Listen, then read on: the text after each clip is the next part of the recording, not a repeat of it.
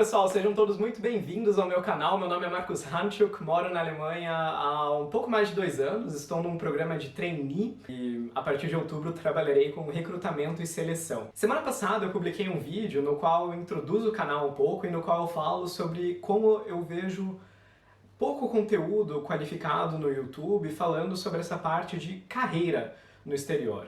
Então, não é a parte de vida no exterior, mas sim a parte de carreira, principalmente no que tange os empregos qualificados. E esse é o foco desse canal.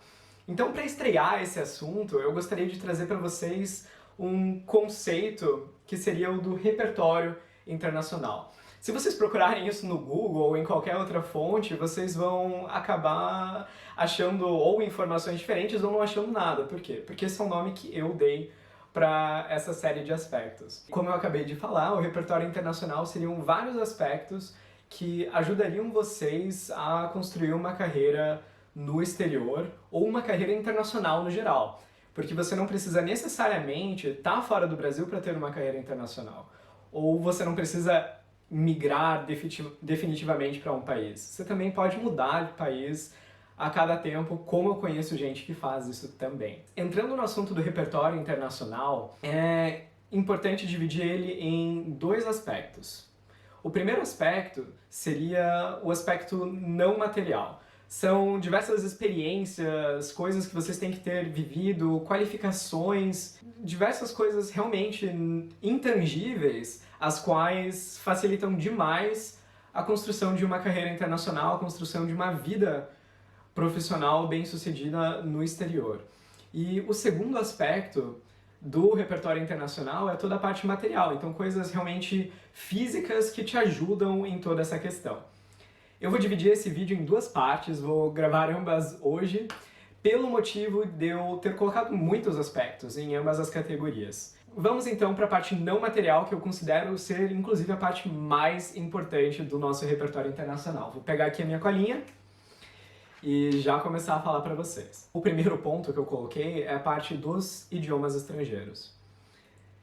Isso é muito importante, principalmente se você não está planejando mudar para um país de língua portuguesa. Dominar idiomas estrangeiros é essencial. E independente do país que você está indo, mesmo que você queira ficar no Brasil ou ir para Portugal, o inglês é essencial em questão de aumentar a sua empregabilidade. E empregabilidade é o quê? É a sua capacidade de obter novos empregos, a sua capacidade de se vender, mesmo se você for autônomo, você acaba se abrindo a novos mercados. Então, o inglês é essencial. E entrando nessa questão do inglês, também é importante que a gente pense e acabe refletindo sobre qual que é o nível de inglês necessário para você construir uma carreira, para você conseguir trabalhar. Existem diferentes níveis. Se a gente entrar no quadro comum europeu de referência para idiomas, não sei ao certo qual que é a ordem correta da sigla, mas é esse quadro no qual os idiomas são divididos em 6 níveis. A, B e C, e dentro de cada um, 1 e 2, ou seja, A1, A2, B1, B2, C1 e C2, sendo A iniciante, B intermediário e o C avançado. Eu sou da opinião que quanto melhor o seu nível de um idioma estrangeiro, melhor. Porque essa é toda a parte da qualificação e é a parte na qual você vai conseguir transmitir aquilo que você sabe para o seu cliente, para o seu chefe, para os seus colegas. Então, se você entende muito de uma coisa e você precisa transmitir essa informação para alavancar os resultados da empresa ou para fazer algo nesse sentido, e você não consegue transmitir essa informação, você já falhou. E é por isso que um nível de comunicação no qual você consiga transmitir essas informações de forma fluida é essencial. Fluida ou fluente não quer necessariamente dizer que você fale um idioma de forma perfeita. Erros estão aí e às vezes fazem com que você seja uma pessoa icônica, a qual as pessoas vão sempre lembrar, vão marcar você na memória. Pode ser algo muito positivo também, porque você se faz presente. Agora, você não conseguir transmitir informações é algo muito negativo. Então, idiomas estrangeiros é essencial. Antes de eu ir para os próximos pontos do repertório internacional não material, gostaria de falar também da língua local. Então, eu moro hoje na Alemanha E eu tenho muito claro que se eu não falasse o alemão, eu não teria tido diversas oportunidades que eu tive durante a minha vida, e inclusive o meu dia a dia seria muito difícil. Porque mesmo que você vá para um país que não seja de língua inglesa e tenha um trabalho que seja em inglês, a sua vida do dia a dia não vai ser em inglês. Ou você pode até tentar fazê-la em inglês, mas você vai ter muitas dificuldades, independente do país que você for. Dificuldades no sentido burocrático, com questão de documentação. E mesmo que você vá a um país em que questões burocráticas não sejam um problema, porque tudo se resolve em inglês também, falar o idioma nativo de uma pessoa, se comunicar com ela direto no idioma nativo, é algo que você acessa uma outra pessoa, você consegue comunicar com ela em outro nível. É realmente algo estarrecedor. Vamos agora ao segundo ponto do repertório internacional não material, que seriam experiências internacionais de estudo. Na verdade, eu vou falar não somente o segundo ponto, como o terceiro ponto junto, que seriam experiências internacionais profissionais. Eu tô sentindo que esse ponto vai ser polêmico. Por quê? Na parte profissional, a gente vai entrar aí num círculo vicioso. Vocês vão falar pra mim, Marcos, mas se eu preciso de experiência internacional para conseguir um emprego fora, e eu preciso de um emprego fora para conseguir experiência internacional, como é que faz? Não se encaixa. É a realidade de pessoas procurando o primeiro emprego depois da faculdade ou depois da escola. Bom, eu preciso de experiência para ter o trabalho, mas eu preciso de trabalho para ter experiência? Como é que funciona? E o segundo ponto seria o ponto de experiência internacional de estudos. Por que isso é relevante? O que isso faz a diferença? E como que eu posso conseguir essa experiência internacional de estudos? Poxa, agora com o câmbio desvalorizado, a gente está vivendo um euro acima de R$ 6 agora, como que você espera que a gente vá para o exterior para estudar? São duas perguntas muito válidas e muito relevantes que, infelizmente, não dá para abordar ao fundo nesse vídeo, mas o que eu gostaria de dizer é o seguinte: existem estratégias para a gente conseguir contornar essa situação ou para a gente conseguir se apresentar para um empregador de uma forma em que ele perceba o valor que esses dois pontos trariam para a gente. E o que eu gostaria de explicar agora é o valor que esses pontos trazem. E é da seguinte perspectiva: se a gente se colocar na posição do empregador, ele vai estar olhando o currículo de pessoas que estão ainda no Brasil, considerando agora que vocês estão no Brasil, e vai ver, poxa, Joaquina é uma profissional excelente, tem os conhecimentos que eu preciso disso urgente, porque senão eu vou perder muito, muito dinheiro na minha empresa. Então eu quero contratá-la.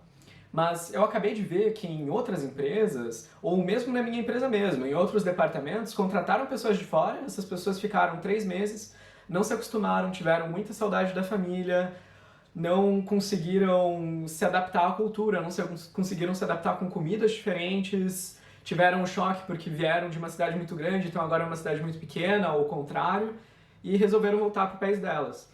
Eu tive o gasto da contratação, tive talvez o gasto de trazer essas pessoas para cá, e como é que eu faço? Como é que eu posso ter certeza de que a Joaquina não vai voltar? Ah, eu tô vendo aqui, Joaquina já esteve fora e Joaquina mostrou que conseguiu ficar um período prolongado de tempo fora e não voltou. Então eu acredito que a chance de Joaquina não voltar seja maior. Então esse ponto você consegue tanto com a experiência profissional quanto com a experiência de estudos. E o motivo de eu ter diferenciado elas é por um motivo do meu TCC, que é eu analisei a adaptação de alemães expatriados no Brasil. E nos modelos que eu usei, a gente diferenciava também, ou eu diferenciei também, a adaptação de estudos e a adaptação de trabalho, no qual a adaptação de estudos te ajuda muito para a parte social. Então, para a parte de ter uma vida no país, construir um círculo de amizades, curtir a vida no país. Isso te ajuda muito com a parte de estudos, porque é algo que acaba acontecendo naturalmente. Se você vai para um país um pouco mais reservado, como também é o caso da Alemanha, e você vem só para trabalhar, às vezes as relações do trabalho, elas não necessariamente vão se transportar para a vida pessoal, e você acaba tendo diferença nisso. Então a questão dos estudos é principalmente uma questão social para você. Esse repertório não é somente aos olhos do empregador, como também nos olhos do candidato, ou nos olhos seus, do que seria bom para você. E agora, voltando para o olhar do empregador, eu acho que muitas pessoas não têm noção da qualidade do ensino, da qualidade da educação em outros lugares. Então, talvez uma pessoa dos Estados Unidos, da Alemanha, da França, da Nova Zelândia, da Austrália, eles não tenham noção de que um bacharelado da Nova Zelândia seja igual a um bacharelado da Alemanha, ou que um bacharelado da Alemanha seja igual a um bacharelado dos Estados Unidos, e muitas vezes não é. São sistemas diferentes. Nos Estados Unidos a gente tem toda essa história de minors, majors. Na Europa tentaram fazer algo mais homogêneo com o tratado de cidade com B. Não lembrei, mas vou colocar aqui também. E é exatamente isso. Eles não têm noção. Então, às vezes, um diploma de um país que seja mais conhecido, ou melhor, do próprio país, vai ser mais valorizado, porque se sabe exatamente o que aquilo quer dizer. Mas isso também pode ser contornado. Então, esse é o ponto de experiências profissionais no exterior e experiências de estudo no exterior. Mas, como eu disse, a gente vai ter mais vídeos mais pra frente falando de estratégias para contornar isso. Se você não tem, como que você pode provar esses pontos para o seu empregador sem ter estado fora. Mas agora vamos para o próximo ponto, que é muito importante também, que no caso seria rede de contatos, networking. Isso é de extrema importância. Quando a gente está falando de vagas de emprego, a gente está falando de um iceberg. Isso que a gente vê em um LinkedIn, em um Monster ou em qualquer outro portal em que vagas de emprego sejam publicadas, é somente a ponta do iceberg. Se a gente voltar para o exemplo que eu passei agora, em que você está numa empresa e alguém precisa urgente de alguém, porque todo o projeto vai ser cancelado, você não vai dar prioridade a publicar essa vaga, analisar um monte de currículo, ver pessoas, etc., mesmo se sendo o melhor processo. Às vezes a prioridade que a empresa vai dar vai ser: meu Deus, estou precisando de alguém. Pedro, diga, você conhece alguém com essas qualidades aqui que seja muito bom e que esteja procurando alguma coisa no momento? Pedro vai falar: conheço. Essa pessoa está super procurando, se interessa muito pela empresa. Beleza, vamos chamar o Pedro para a entrevista. Entrevistou o Pedro foi contratado, essa vaga nunca foi publicada. E esse não é o caso só da Alemanha, é o caso do Brasil, o caso dos Estados Unidos, é uma coisa muito natural. Então, a dica que eu dou é: tenham uma rede de contatos. E agora a pergunta que vocês vão chegar para mim é: Marcos, mas como que eu faço para ter uma rede de contatos que me ajude no país para o qual eu quero ir? Seja esse país a Alemanha, seja esse país a Noruega, seja a Austrália, Nova Zelândia. Como que eu faço para ter uma rede de contatos relevantes? Porque as pessoas que eu vou conhecer aqui no Brasil são relevantes para minha cidade. E eu te digo, existem estratégias para isso também. Então eu vou falar agora alguns pontos que são redes de estrangeiros. Se você é novo ainda, então talvez redes de intercambistas, entrar em contato com eles, porque quando eles voltarem para os países deles, eles também vão começar a se desenvolver profissionalmente. LinkedIn. Gente, adicionar pessoas no LinkedIn é ótimo se você mantém uma conexão com eles e se vocês estão em contato, estão adicionando também. Muito cuidado na parte de adicionar pessoas loucamente. Talvez seja bom pelo algoritmo, mas não é bom na questão do networking. A pessoa não vai te adicionar porque ela não te conhece. Então, se fazer conhecer. E a outra parte, sei lá, escolas, enfim. Várias estratégias, vamos falar isso num próximo vídeo. Rede de contato, super importante. E agora, um dos últimos fatores que eu gostaria de falar hoje é a parte de qualificação. Gente, tem países como a Alemanha que valorizam demais qualificação acadêmica. Então, bacharelado, mestrado, doutorado, quanto mais títulos, melhor. Tá mudando, não é necessariamente assim na parte de TI, mas depende muito da empresa, mas é algo que é muito valorizado por aqui. Tem países onde isso é menos importante, e onde a gente tem que focar é na experiência, é em ter um portfólio. Mas essa questão de qualificação, de se melhorar, é essencial. Não somente essencial para você conseguir um emprego, para ser melhor que os outros candidatos do próprio país que estão procurando essa vaga, como também numa questão de crescer, de aprimoramento, uma questão de se melhorar como pessoa e como profissional. E o último ponto, que talvez seja o mais importante do repertório internacional não material, é o a mais. Qual é o a mais que você está fazendo? Quais são as pesquisas que você está fazendo? Você está se informando? Você está procurando informação? Você está fazendo um plano para chegar no país? Porque todos esses fatores do repertório internacional que eu estou falando, eles são importantes. Mas talvez dependendo do local em qual você vá, você consiga fazer uma estratégia colocando pesos diferentes para esses diferentes pontos do repertório internacional.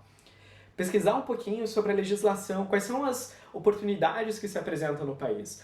Um baita exemplo muita gente não sabe, mas se você estuda na Alemanha e tem um diploma alemão, você não precisa mais passar por